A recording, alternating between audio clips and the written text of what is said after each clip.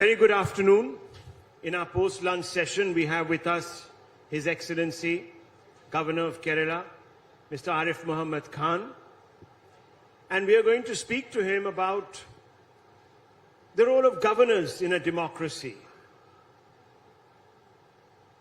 Whether today the conflicts that we are seeing are arising out of governors perhaps overreaching, or state governments becoming pugilistic, combative.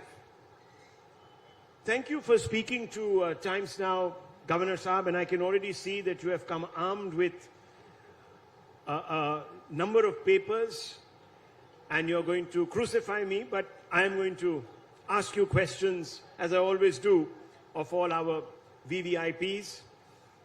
As we begin this discussion themed Raj from Raj Bhavan, we have seen a bitter standoff, not just in Kerala, but between Raj Bhavans in other states also. Tamil Nadu, Telangana, West Bengal, Delhi. They're all opposition-run states, incidentally, sir. The accusation against governors in these opposition-ruled states is that they're overreaching and they're stifling the rights which are secured democratically on the back of a popular mandate of chief ministers and their cabinet. How do you react to this statement, sir?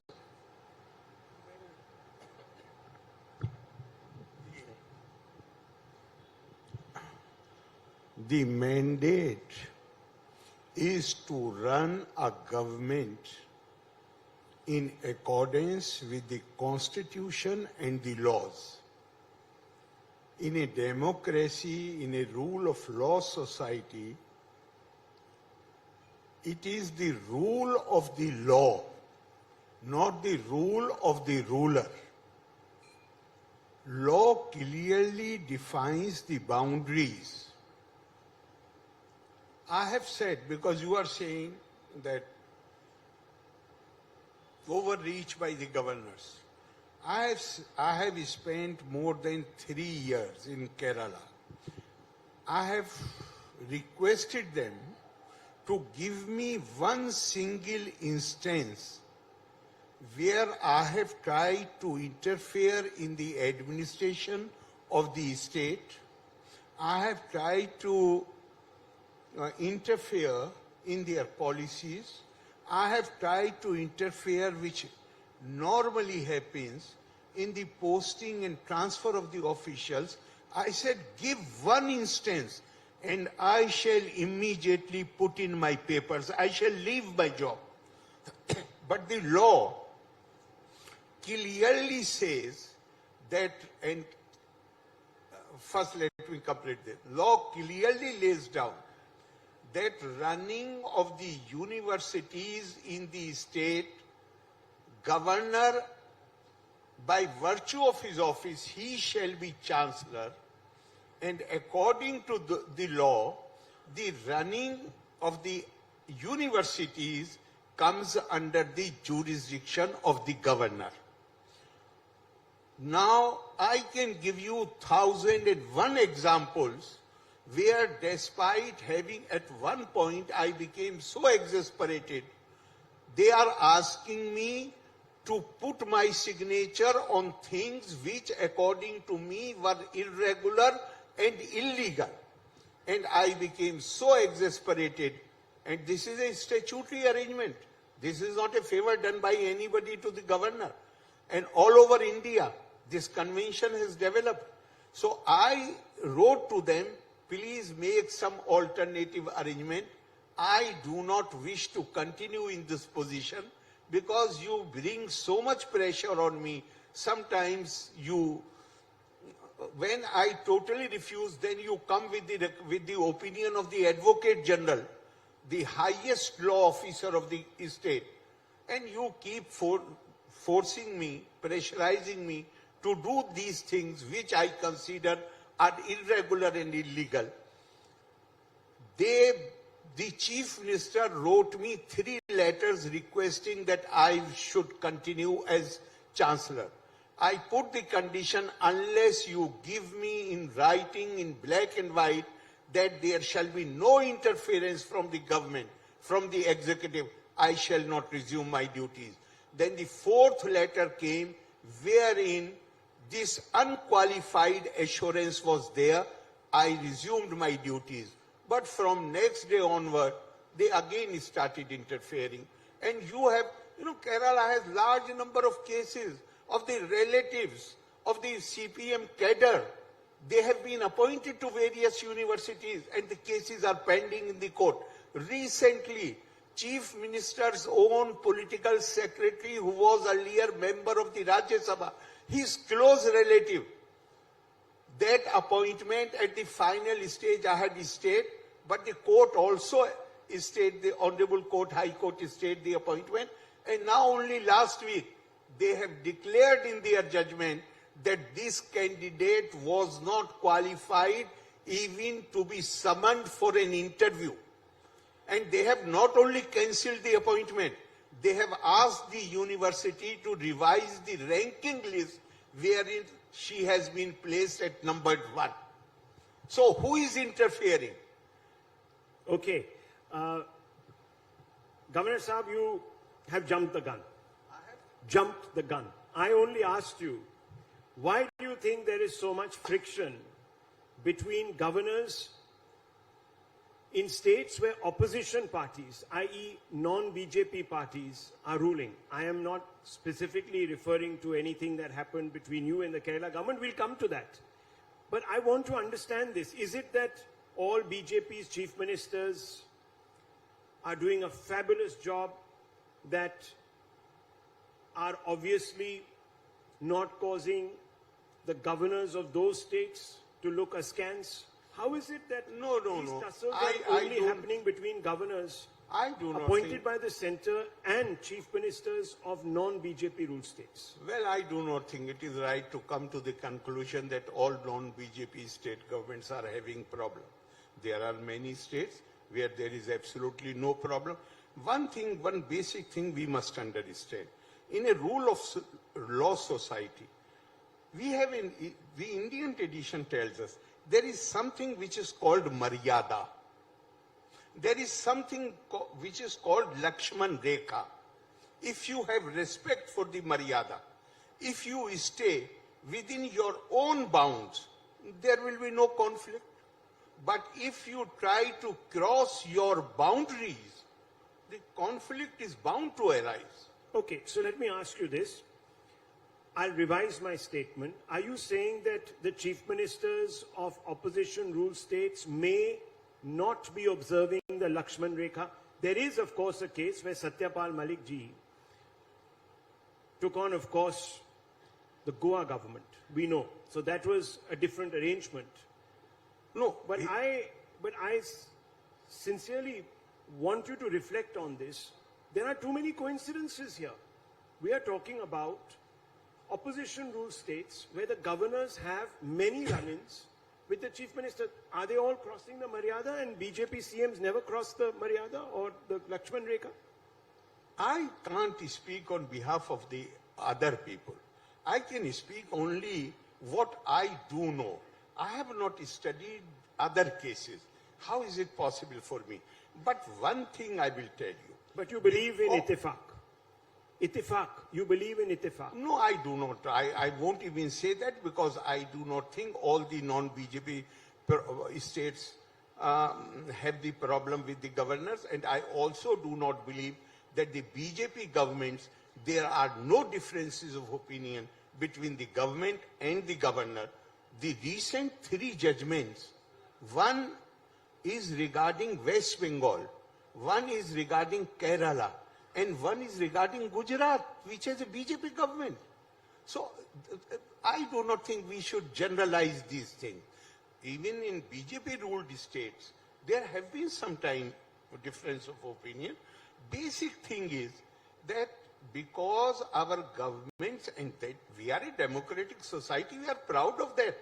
Our governments are elected by the people, therefore sometimes people who do not understand, the elected people, who do not understand the concept of the autonomy of the universities. They do not understand the concept that university can become university only when there is no interference by the executive. They think because they have been elected into office, therefore they should run the whole show. No, universally accepted principle that universities' autonomy must be protected. Universities should be free from otherwise. I will just give you one example. One example because I am carrying it with you. Professor C.N.R. Rao, who is the chief of one of our major scientific establishment, and he is not being given permission by the government even after he has crossed 83 years. He has written a letter. He has written a letter to my predecessor. That is about 3 years back. And he says in that letter that Kerala has one of the most robust school system in the country. But all bright students of Kerala who come in the category of highly intelligent, they all leave Kerala after 10+2. And the result is that the research work in universities has come to a complete halt. And he and Professor Panikkar, and mind you, Professor Panikkar is a leftist, basically a leftist academic. He has his article, which was published by a journal about 7 or 8 months back.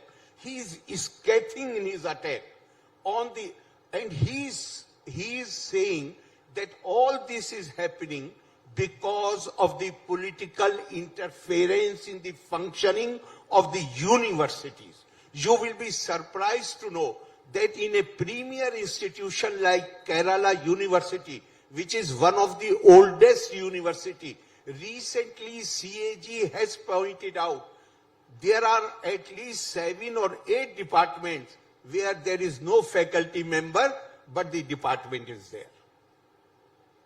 32% staff are on contract basis, whereas UGC regulations do not allow more than 11% of staff to be engaged on contract basis. So the point you're making is that your intervention...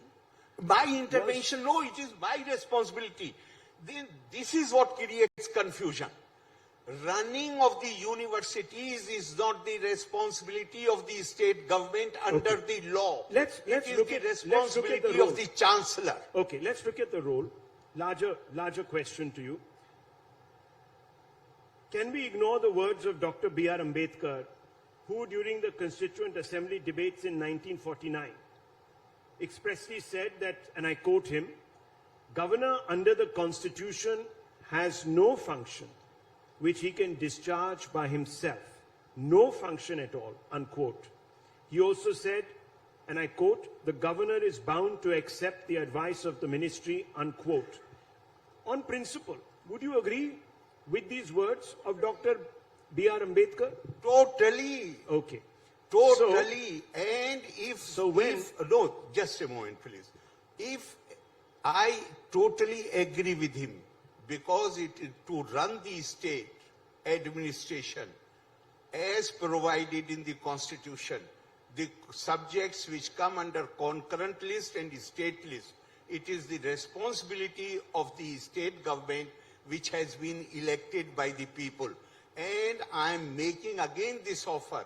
If anybody cites one instance where I have tried to interfere in that, I shall not take even 1 minute to resign from the position which I am holding. I totally agree with Dr. Ambedkar. But at the same time, even Dr. Ambedkar accepted that universities, the charge of the universities cannot be given to the state government. There is a universally accepted convention that universities must be autonomous and must be free from executive interference. I am doing what law has entrusted to me. Okay, there is a difference, obviously, of opinion on this subject, and that's why it's before the court. The fact that the Kerala... Court has already given opinion. Let me finish. I know. I'll come to that, sir. Let's just build this up. I know what the Kerala High Court has said. They quashed the appointment. Okay, 1 second, sir. The state government, whether it's right or wrong, will be decided. They have contested your claims vociferously. The law minister, P. Rajiv, has maintained that the governor went above his mandate. Rajiv has said that a chancellor, the governor in this case, as you know, can remove a VC only on 2 grounds. The first being financial misappropriation and for misconduct. Now, you are alleging something a little different. You are referring to statements of gone by ages. After that, lot of water has flowed. After that, this statement, three judgments of the Honorable Supreme Court have come. In one judgment, Honorable Supreme Court has said, state government has no role in the appointment of the Vice Chancellor. That pertains to Calcutta. Let me complete. And then in the case of Kerala University, the Honorable Court has laid down that if there is presence of a non-academic on the selection committee, the appointment is void ab initio, right from day one. If there is only one name is recommended by the selection committee, the appointment is void ab initio from day one. Are you not surprised? Nobody has a sense of shame there that all vice chancellors in Kerala universities, they were appointed illegally. And words used by the Honorable Supreme Court are void ab initio. The law minister cannot override the judgment of the Honorable Supreme Court. This is much before when he had said this. Today the situation has been made absolutely clear, crystal clear by the Honorable Supreme Court. So you feel vindicated. I was going to come to that. You feel vindicated. I am honestly not looking for personal vindication.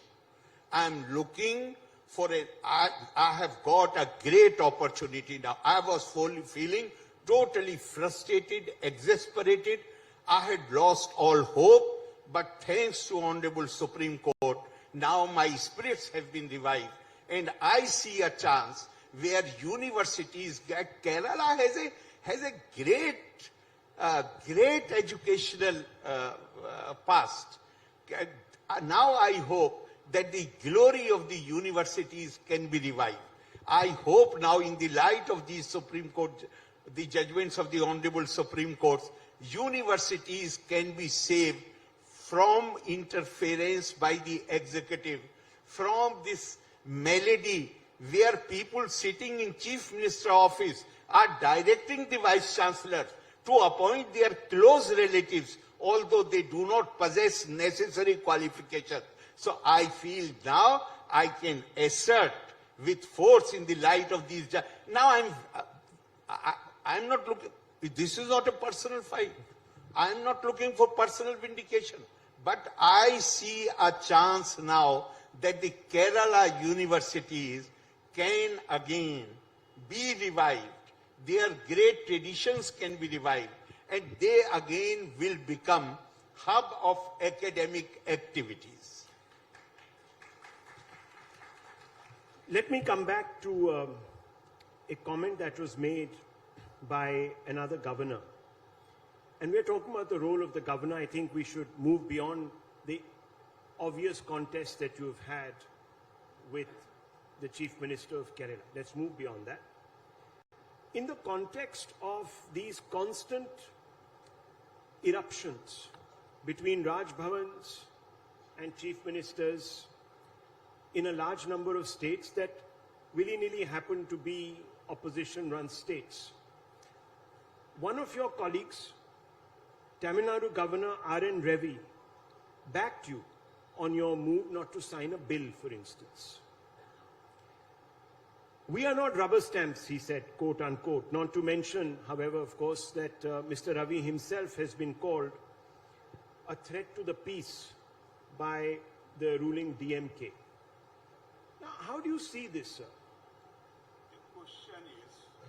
How do you see this? The question is, why do you have the institution of governor? You have made this arrangement, which involves lot of expenditure, only to sit there and behave like a rubber stamp, not to apply his mind. President Fakhruddin Ali Ahmad was squarely criticized by everybody to the extent that a cartoon was published in newspapers wherein he is sitting in the bathtub and asking his attendant, any more ordinances to be signed? If you please recall after emergency, any more ordinances to be signed? Why don't you place a rubber stamp in the Raj Bhavan? After the cabinet adopts some ordinance, the chief minister comes to the Raj Bhavan to a particular room, picks up that rubber stamp and put it. The governor is supposed, never forget, India has been culturally and spiritually a unit. There has been unity, but India has been politically fragmented for ages. We needed somebody in the states when your unity is only 75 years old and your history of political fragmentation, centrifugal forces operating in India is few thousand years old. And now you need somebody in the state to keep an eye. You know, if I am not signing an ordinance, then one of the ministers in Kerala government says, he criticized me for not signing the ordinance, I can understand. But what he says, how somebody born in UP can understand the Kerala education system. What is this? If it is not stoking fires of provincialism and regionalism, this language is challenge and threat to Indian unity. And therefore I withdrew my pleasure. I said, you have right to, I will appoint anybody whom you say. But this man, because he is challenging the unity and integrity of India, he is trying to stoke fires of provincialism. Therefore, I am withdrawing my pleasure. Unless there is some role for him to apply his mind. Okay, so how do you see the criticism that is now emerging in different elements of the press also? One second, sir. In many editorials where they say that governors in certain states that are run by the opposition assume that they are the de facto popularly elected chief ministers and they have a right, as you have said yourself, to step in and take calls. In your case, sir, not sign an ordinance. How do you reconcile yourself with this criticism that's coming your way? If you are sending an ordinance or bill which is repugnant to UGC regulations, which is repugnant to the... How can you allow any ordinance or bill to become law which allows you to become judge in your own cause? They want to take away the powers of the Lokayukt. They want to pack for the first time anywhere in India. They have proposed an ordinance. But this is also true, this powers of the Lokayukta, in Karnataka. In Karnataka. But there has been commentary about how the powers of the Lokayukta there have also been sought to be weakened. No.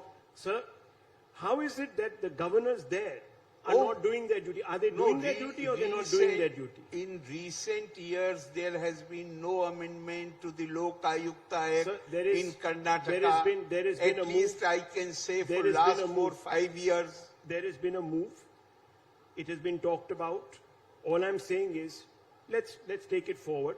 I'm saying that I this have is already not, checked it. This is not, one second, so this is not something that is even happening between the government at the center and the president. How is it only happening in opposition states? That is the question, sir. I keep coming back to it. For me, the question is that if anything comes for me to approve, I will apply my mind. I will apply my mind in my opinion. Ultimately, suppose I also sign it, and it is repugnant to any provision of the Constitution, or in the matters of education repugnant to UGC regulation, it will be struck down by the Honorable Court. But I would like to address the basic question, where the problem really comes from. At the time when CAA, Citizenship Amendment Act, was passed, there was agitation in some parts of the country. Kerala was very active against that act. Now, there is no problem. In democracy, everybody has right to criticize. Criticism is the essence of democracy. But problem arises when you cross your boundaries. Citizenship is something which comes exclusively under the central government. If any political party in the state, in Delhi, anywhere, they pass a resolution against it, it is absolutely fine. But when you take the matter to the Kerala Assembly, which has no jurisdiction over citizenship, and you waste the money of the exchequer on summoning these sessions, and then you go to the Supreme Court and do not even inform the governor, then the problem arises because you are exceeding your powers. Okay, let's talk a little bit about some larger issues. Yes. National issues. Okay. The Places of Worship Act, Your Excellency. And we are talking at a time when the Ayodhya issue has already been settled. But Gyan Vapi and Krishna Janam Bhoomi cases are being heard, as you know. One obstacle is the Places of Worship Act, 1991, which is a statute of limitations of sorts. Do you believe it should be revoked, sir? Do you think what I believe in, I should share it publicly at a time when the matter is sub judice? Will it be okay for me? It is not okay for me. That I should air my views or my beliefs on a subject which is under consideration of the judiciary. Not right for me. Let me ask you this question in a roundabout way. So you never mince your words, as our audience now is pretty aware. Is it right, not talking about this case, is it right that one community doesn't have the agency to revisit its own culture, its own traditions, and is cut off by an act of parliament? I do not know what you are referring to, but as far as I am concerned, I had taken this position in 1980. For social interactions, it's all right. Communities are there. But we will have to get rid of this colonial mindset where India was viewed as conglomeration of communities and not as a nation. When you say representation, when I represented Kanpur constituency, I represented Bahraich constituency. Was I representing any particular community? Or I was representing everybody, even those who had opposed me, who had not voted for me, or I was representing everybody. Now we said goodbye to two main evils at the time of drafting our constitution. Our constitution makers realized that what made India weak, what made India vulnerable, what made India conquerable was this institution of untouchability and the separate electorate, where each community was used to elect their own representative.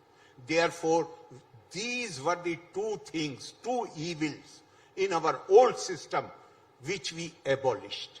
But unfortunately, some parts of the country, some people somewhere are still practicing untouchability. But on the question of separate electorate, only if you belong to the community, then only you can represent the community. Nobody else can. Unfortunately, this is still very widespread.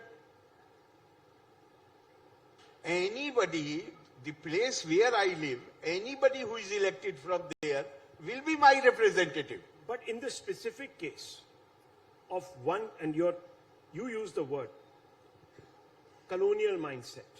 Yes. One community is sought to accept. One community is being asked Huh. to accept a colonial imposition. Their places of worship have been built over. They can't reclaim those places of worship.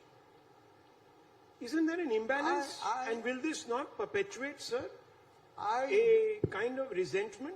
I do not really know, because unfortunately you will have to see this thing in a historical context. I'll tell you the historical context. Yes. When the Places of Worship Act, when the bill was brought in 1991, there were 3 or 4 days of debates. It was rushed through. The BJP walks out. Manishankar Iyer and some others held forth, and the bill is passed. I'm not talking about the legalities. I'm only talking about today the lack of consensus in Parliament over something that seemed to limit a claim of only one community. How is that possible? You're talking about a nation that I'm not really... the state must represent everyone's interests equally. Here it's unfortunate. Concern you are expressing seems genuine, but the problem is that I have not studied this subject in depth, and I shall be very hesitant to comment on something which is under the consideration of the judiciary. Secondly, I would like to remind everybody that we have a basic duty, national duty, to respect and abide the constitutional institutions, icons, national flag, national symbol. So we must have trust in our institutions. Okay, but we let me must ask have you, trust in our judiciary. Okay, let me ask you. Yes. There is a seemingly, I haven't done an exact poll on this, but seemingly there is a groundswell of support for the petitioners in the Gyanvapi case. It appears the BJP is also championing their cause in public, even though the matter is being heard at various levels in the courts. In principle, do you think that a government at the center should bring in an amendment or a bill to revoke this particular Place of Worship Act? Because principally, we are talking about principles. It appears to prejudice one community more than others. Simple question, sir. It is not a question. It is your view, and I assure you that I will take note of it, and I will... Sir, you are skirting my question. You are skirting my question. You are too well read. You are too well informed. I will definitely pass on your views to the people who are concerned with this matter. Okay. Let me move on to the matter of illegal conversions. To a? Illegal conversions. Yes. Now, there have been some state governments that have passed bills barring illegal conversions. The opposition is upset. They are saying that, look, this is an attempt to try and break relations between faiths. Between? Faiths. Okay. For example, there is a lot of talk about fraudulent attempts being made by members of one community to marry women of one community and convert them. I don't want to use the word that is commonly and colloquially referred to, because I don't think I should legitimize it on this platform, but I think you know what I'm talking about. So I'm asking you, sir, do you think these bills and these laws that are being passed by the state governments are in the interest of community relations, or is the opposition right that these are attempts at projecting a kind of Hindutva narrative as it is being said? I would like to look at it in this manner, that the need for these bills arose because in fact, the first judgment came from Kerala High Court. Yes. Because there were so many complaints. So suppose even if these bills were not there, otherwise the law of the land allows anybody to indulge in fraudulent activities, to mislead somebody, to exploit somebody. Even otherwise it is not allowed. But because of the specific cases came to the knowledge of the state governments, therefore, in order to address the not only the problem, but also people who felt concerned about this, they thought it is only reiteration of the laws which already exist, which do not allow any fraudulent, any deception, any misleading. I agree with you. Governor Saab, are these isolated complaints that came, or do you think that there is, as some in the BJP and the larger Sangh Parivar claim, is part of a larger machination? What do you think? Well, I think we are a mature democracy and we have very good, robust, healthy system. Even if there is some not just complaint, even if we hear about some organized attempts, then thorough investigation must be made and it must be made public. Kerala Governor speaking his mind as he always does. Thank you. Thank you, Governor Saab. Thank you very much for gracing this platform. Thank you for your time and your patience.